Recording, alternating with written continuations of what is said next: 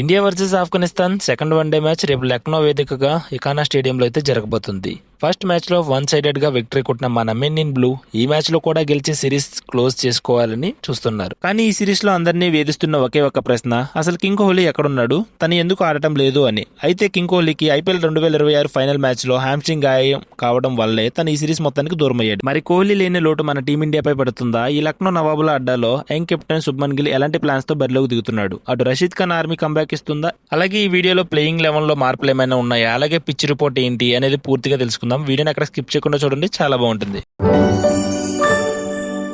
And లాస్ట్లో మీకోసం ఒక ఇంట్రెస్టింగ్ క్వశ్చన్ అయితే ఉంది. సరే, మొదట మనం రేపటి మ్యాచ్ జరగబోయే లక్నోలోని ఇకానా స్టేడియం పిచ్ గురించి మాట్లాడుకుందాం. ఈ పిచ్ అయితే ఇండియన్ బ్యాటర్కి ఒక అగ్ని పరీక్ష లాంటిది. ఇక్కడ బంతి అయితే బాగా టర్న్ అవుతుంది అండ్ మ్యాచ్ సాగుతున్న కొద్ది స్లో అయిపోతుంది అనమాట పిచ్ అనేది. ఇప్పటి వరకు జరిగిన వన్డేల రికార్డులు చూస్తే ఫస్ట్ బ్యాటింగ్ చేసిన జట్లే ఎక్కువ మ్యాచ్లు గెలిచాయి.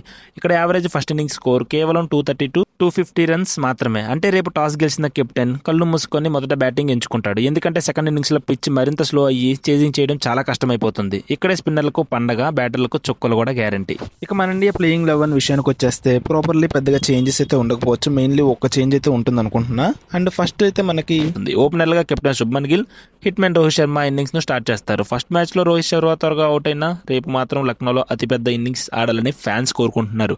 ఇక లక్నో పిచ్ కండిషన్స్ ని బట్టి టీమ్ మేనేజ్మెంట్ బౌలింగ్ డిపార్ట్మెంట్ లో ఒక కీలక మార్పు చేయబోతుంది. అదేంటంటే ప్రసిద్ధ్ కృష్ణను కూర్చోబెట్టి కుల్దీప్ యాదవ్ అయితే తీసుకురావచ్చు. ఎందుకంటే ఆ పిచ్ అనేది బౌలర్ల కంటే స్పిన్నర్లకి ఎక్కువగా అనుకూలంగా ఉంటుంది కాబట్టి ఖచ్చితంగా అయితే కుల్దీప్ యాదవ్ తీసుకురావచ్చు అని నాకు అనిపిస్తుంది. సో ఇక మేర్పుల్లో ఇంకా బ్యాట్స్మెన్ లో మిడిల్ ఆర్డర్ లో ఇంకెవరినైతే చేంజ్ చేయకపోవచ్చు, సేమ్ అదే లెవెల్ లో వెళ్ళిపోతారు. ఇక ఆఫ్ఘనిస్తాన్ విషయానికి వచ్చేస్తే వాళ్ళ యొక్క ప్లేయింగ్ లెవెన్ అయితే మాక్సిమం మారదనే రిపోర్ట్స్ వస్తున్నాయి అనమాట. ఏదైనా ఇంట్రడ్యూస్ చేస్తే కొత్త బౌలర్ అయినా ఫరీద్ అహ్మద్ ని లేదా క్వైస్ అహ్మద్ ని బౌలింగ్ లోకి దించే అవకాశం అయితే ఉందన్నమాట. అండ్ వాళ్ళ దాంట్లో వచ్చేసి స్పిన్నర్ గా అయితే కీ రోల్ అయితే రషీద్ ఖాన్, అలాగే అల్లా గజాఫర్ అయితే మెయిన్ రోల్ అయితే ఉంటుంది వాళ్ళిద్దరిది స్పిన్నింగ్ అటాక్ లో. సో వీళ్ళని ఎలా అటాక్ చేస్తారనేది మన ఇండియన్ బ్యాటర్స్ అయితే కష్టపడాల్సిందే ఖచ్చితంగా, ఎందుకంటే పిచ్ అనేది స్పిన్నర్లకి చాలా అంటే చాలా అనుకూలిస్తుంది.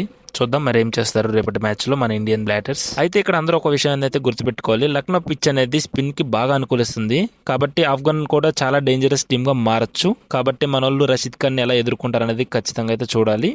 సో ఇదన్నమాట రేపు జరగబోయే high voltage second one day complete preview. Virat Kohli లేకపోయినా మన young Indian series clean sweep చేస్తుందా, లేక రషీద్ ఖాన్ స్పిన్ మాయంతో ఆఫ్ఘన్ షాక్ ఇస్తుందా? మీ ప్రెడిక్షన్ ఏంటో కింద కామెంట్ సెక్షన్ లో ఖచ్చితంగా తెలియజేయండి. అలాగే రేపటి మ్యాచ్ లో మన రోహిత్ శర్మ, శుభ్మన్ గిల్ ఎవరు హాఫ్ సెంచరీ లేదా ఎవరు సెంచరీ కొడతారో కూడా గెస్ చేసి కామెంట్ చేయండి. వీడియో నచ్చితే లైక్ చేయండి. మరిన్ని ఇలాంటి క్రికెట్ అప్డేట్స్ కోసం మన ఛానల్ సబ్స్క్రైబ్ చేసుకోండి.